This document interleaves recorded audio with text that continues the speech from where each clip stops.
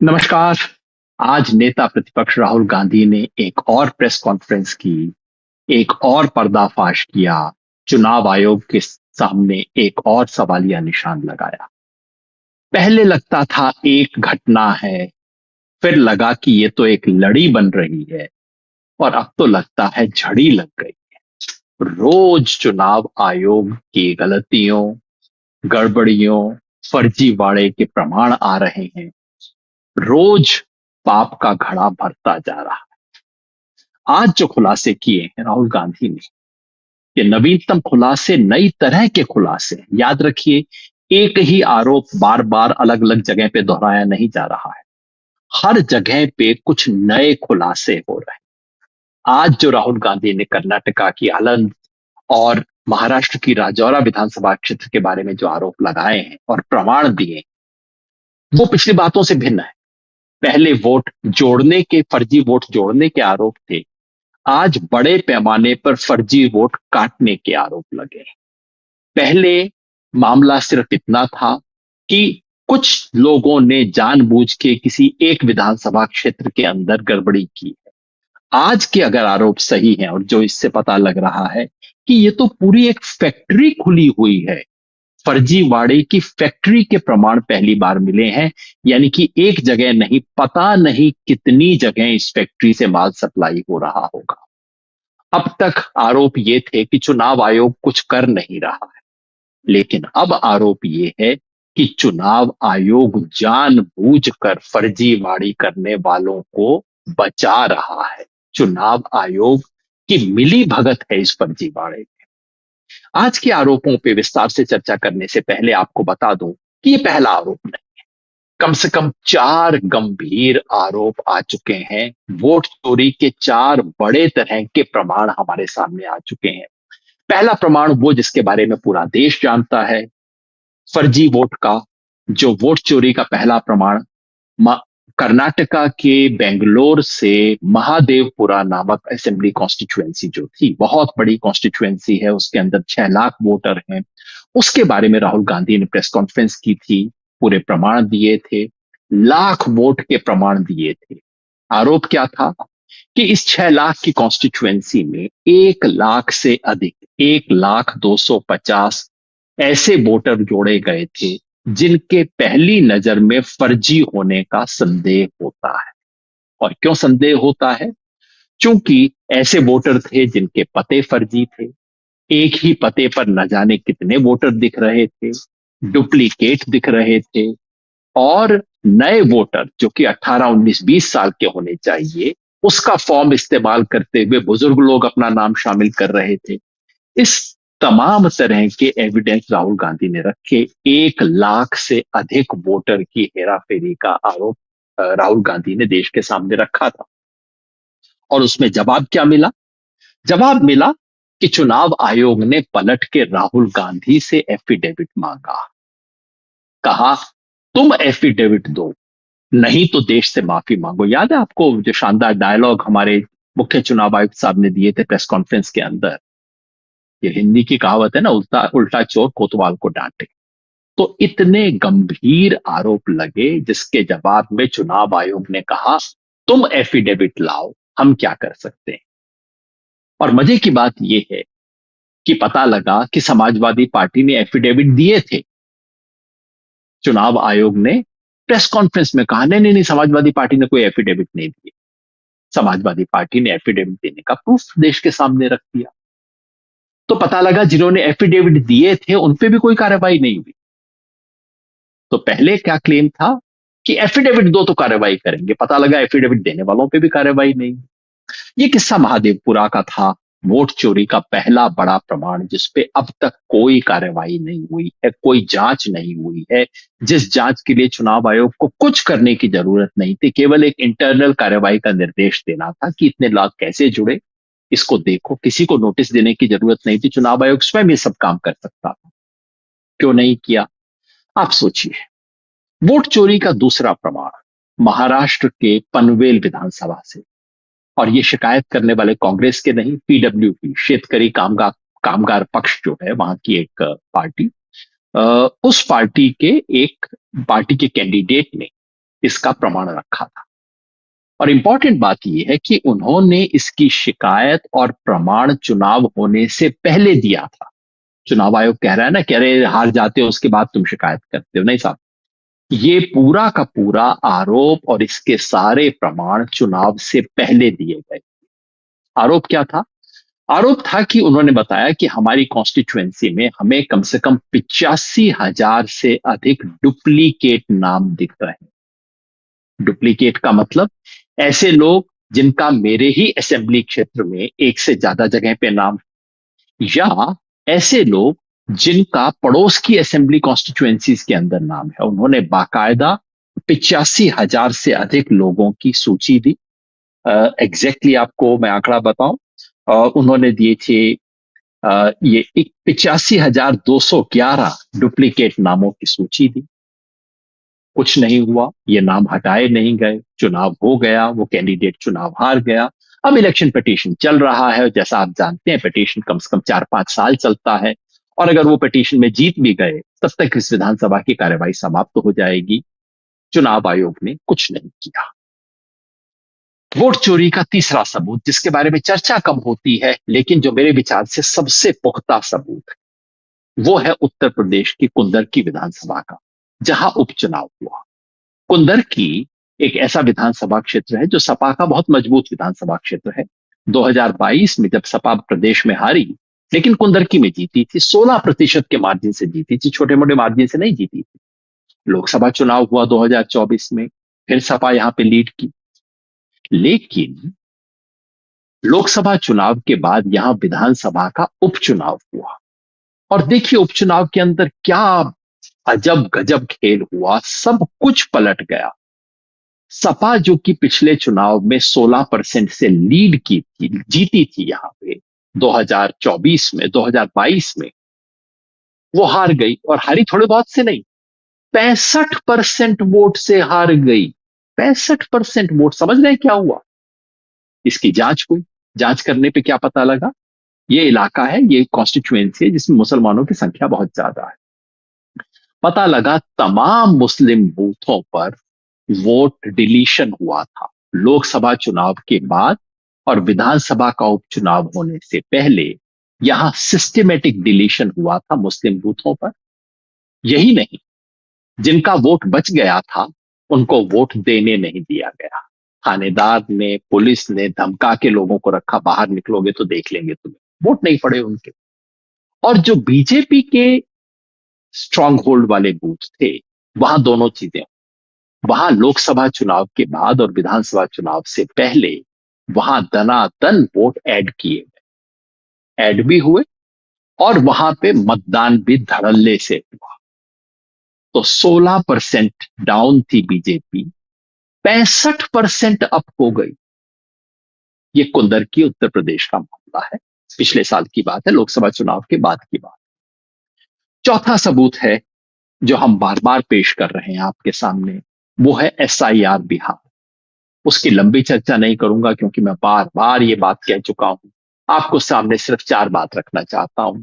पहला, SIR बिहार जो है, बहुत बड़े फर्जीवाड़े का इसके अंदर प्रमाण आए हैं। आप सबने देखा होगा, तमाम लोगों ने, यूट्यूबर ने, तमाम लोगों ने बार बार दिखाया कि बिहार के अंदर SIR में BLO किस तरह से फर्जीवाड़ा करने पर मजबूर हुए हैं। BLO ही बैठ बैठ के लोगों के फॉर्म भर रहा है, और सब कुछ करने के बाद कितने नाम कटे? 65 लाख नाम। देश के इतिहास में इतने नाम कभी नहीं कटे हैं एक ही झटके में। 65 लाख नाम कटे हैं। आपने ये भी देखा होगा कि कटने के बाद जो ड्राफ्ट वोटर लिस्ट आई, जिसे चुनाव आयोग कहता है हमने तो क्लीन कर दिया, वोटर लिस्ट का गहन पुनरीक्षण करके अब इसमें से सफाई कर दी। सफाई होने के बाद पता है क्या हुआ? ऐसे कितने मकान हैं जिसके अंदर 10 से ज्यादा लोग वोटर हैं? ये मेरा बनाई हुई सीमा नहीं है, चुनाव आयोग की बनाई हुई सीमा है। चुनाव आयोग कहता है अगर एक ही घर में 10 से ज्यादा वोटर है तो ये शक का मामला है, इसके अंदर जाके इसकी इन्वेस्टिगेशन होनी चाहिए। आपको पता है नई ड्राफ्ट लिस्ट में ऐसे कितने लोग हैं, कितने मकान हैं? 16,90,000 से ज्यादा ऐसे मकान हैं बिहार में, जहां एक ही पते पर 10 से ज्यादा लोगों के नाम है। वोटर कितने हैं? 2.2 करोड़ 80 लाख के करीब वोटर है। 2 करोड़ 78 लाख शायद वोटर हैं जो कि इन जगहों पे रहते हैं। और ये तब ऐसे मकान, जाहिर है 10 से ज्यादा वोटर होने लगभग असंभव है। 10 से ज्यादा वोटर का मतलब है उस मकान में कम से कम 20-25 लोग रहते हैं। ना जांच हुई, और ये आपको बताया जा रहा है कि बहुत अच्छा काम हो गया। फिर आप देखिए, इसके बाद हमने देखा कि ऐसे कितने मकान हुए हैं जहां जहां पे झूठे एड्रेस हैं, जहां एड्रेस दिया ही नहीं है। लाखों की संख्या के अंदर ऐसे मकान हैं।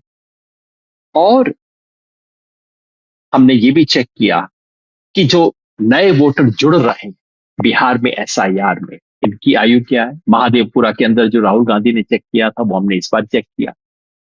पता लगा कि जितने नए वोटर जुड़ रहे हैं उनमें से सिर्फ एक चौथाई ऐसे हैं जिनकी उम्र 18, 19 या 20 है, यानी कि जिन्हें होना चाहिए था। 3 चौथाई लोग ऐसे हैं जिनको फॉर्म 6 में होना ही नहीं चाहिए, जो नए वोटर हो ही नहीं सकते हैं। क्या फर्जीवाड़ा चल रहा है। हमने ऑब्जेक्शन देखे, जो लोग आपत्तियां कर रहे हैं। जाहिर है ड्राफ्ट लिस्ट आने के बाद आपत्ति हो सकती है, होती है। आपत्ति होने पर क्या पता लगा? आपत्ति होने के बाद पता लगा कि ये जो आपत्ति है ये खुद वही लोग कर रहे हैं जिन्होंने अपना नाम दिया था। यानी कि वही व्यक्ति जिसने 1 महीने पहले कहा था कि आप मेरा नाम जोड़ दीजिए, वही व्यक्ति अब अपने ही नाम के विरुद्ध आपत्ति कर रहा है और कह रहा है कि आप मेरा नाम हटा दीजिए इसके अंदर से। अब आप सोचिए इसके पीछे क्या खेल होगा। साधारण आपत्ति नहीं, हमने ये भी देखा कि कुल 500 जो टोटल वोटर हैं उनमें से 58 वोटर कह रहे हैं कि आप मेरा नाम जो है इसलिए हटा दीजिए। 58% वोटर हैं जो कि खुद अपने नाम पर आपत्ति कर रहे हैं, खुद 58%, एक दो नहीं। और इन 58% में हमें 555 लोग ऐसे मिले जो कि कह रहे हैं कि मैं विदेशी हूं इसलिए आप मेरा नाम काट दीजिए। सोचिए, व्यक्ति खुद कह रहा है कि मैं विदेशी हूं, मतलब कह रहा है कि मुझे जेल में डाल दीजिए। 22 लोग ऐसे मिले जिन्होंने लिख के कहा है कि मेरी मौत हो गई है, मेरा नाम आप वोटर लिस्ट से हटा दीजिए। चुनाव आयोग ने क्या किया? चुनाव आयोग ने कहा कि ये शानदार काम हो रहा है, इस जैसा तो कुछ चीज हुई नहीं है। बहुत बड़ी उपलब्धि के रूप में चुनाव आयोग ने इसको पेश किया। अब आज का प्रमाण, ये 4 वोट चोरी के प्रमाण पहले आ चुके हैं। अब पांचवी बात जो कि आज राहुल गांधी ने पेश की। आज राहुल गांधी ने जो चीज पेश की है वो कर्नाटका की एक विधानसभा क्षेत्र है आलंद, वहां के बारे में है।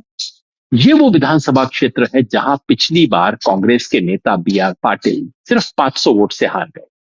इसलिए मुझे याद है 2023 में जब हम कर्नाटका विधानसभा चुनाव के वक्त काम कर रहे थे तो सबकी निगाह आलंद विधानसभा क्षेत्र पे थी, क्योंकि इसको बिल्कुल मार्जिनल सीट माना जाता था कि बस थोड़े से वोट से इसका फैसला होने वाला है। इस सीट में एक खेल हुआ था, आज राहुल गांधी ने उसके प्रमाण दिए।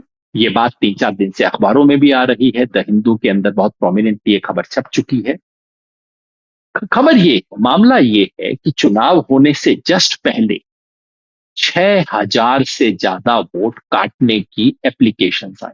एप्लीकेशन कैसे आई? ऑनलाइन आई, 6,000 से ज्यादा। और ये कौन वोटर थे? 6,018 वोट काटने की अर्जी है। ये कौन वोटर थे? ये वोटर ज्यादातर उन बूथों पे थे जहां कांग्रेस ने लीड किया था, तो कांग्रेस के समर्थक वोटर थे। और हुआ ये कि वहां एक, और उसके बाद जब अर्जी आई वोट कटने की तो लोगों को नोटिस जारी हुए कि भाई तुम्हारे नाम काटने की आई है, आपका नाम क्यों ना काट दिया जाए। उनमें से ज्यादातर लोगों को तो पता भी नहीं लगा, लेकिन एक व्यक्ति को नोटिस पता लग गया, उसको मिल गया और उसने देखा कि मेरे पड़ोसी ने मेरे नाम पे ऐतराज किया है। तो वो पड़ोसी के पास पहुंच गया, भाई तेने मेरे नाम पे ऐतराज क्यों किया है? पड़ोसी ने बोला, भाई मेरा क्या मतलब, मेरे को तो पता ही नहीं किसने ऐतराज किया, मैं क्या जानता हूं। वहां से भांडा फूटना शुरू हुआ।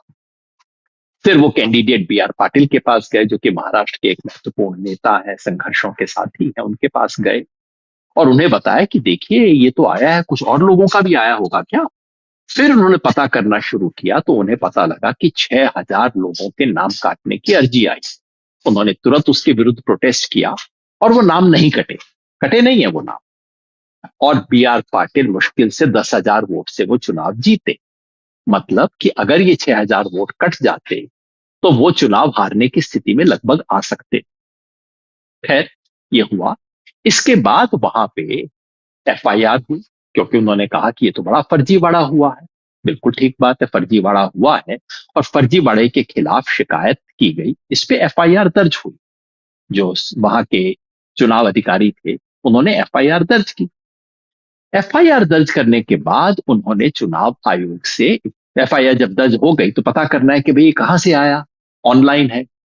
जिन लोगों के नाम से पूछा गया था, जिन लोगों के नाम से शिकायत आई थी, सब लोगों ने कहा जी हमें तो पता ही नहीं, हमने तो कोई शिकायत की नहीं, पता नहीं मेरे नाम से किसने कर दी। फोन फर्जी निकले, पीछे के पते फर्जी निकले, लेकिन ऑनलाइन हुई थी, इसका मतलब IP एड्रेस था। एक तरफ डायनेमिक IP एड्रेस आया। तो फिर जरूरत थी कि इस डायनेमिक IP एड्रेस के पीछे का डिवाइस क्या था, इसका फाइनल IP डेस्टिनेशन क्या था, डिवाइस क्या था। और चूंकि ये सारा काम OTP के जरिए होता है, तो OTP कहां आया था, किसने उस OTP को ओके किया था, ये सब जानने के लिए कर्नाटका की CID, क्योंकि तब तक वहां कांग्रेस की सरकार बन चुकी थी और CID इस काम को वो मुस्तैदी से कर रही थी, जो कि उसे करना चाहिए वैसे भी। FIR था, CID का काम था। CID ने पूछा। अब इसका जवाब सिर्फ चुनाव आयोग दे सकता। और महाराष्ट्र की CID 18 बार चिट्ठी लिख चुकी है चुनाव आयोग को कि कृपया आप हमारे को ये सूचना दे दीजिए। चुनाव आयोग ये सूचना नहीं दे रहा। इसके पीछे खेल क्या है पता है? राहुल गांधी ने खुलासा किया कि ये जो तमाम जहां से ऐतराज आ रहे, ये ऐतराज करने वाले लोग थे, ये सब अपने अपने जगह की वोटर लिस्ट के नंबर 1 पे थे।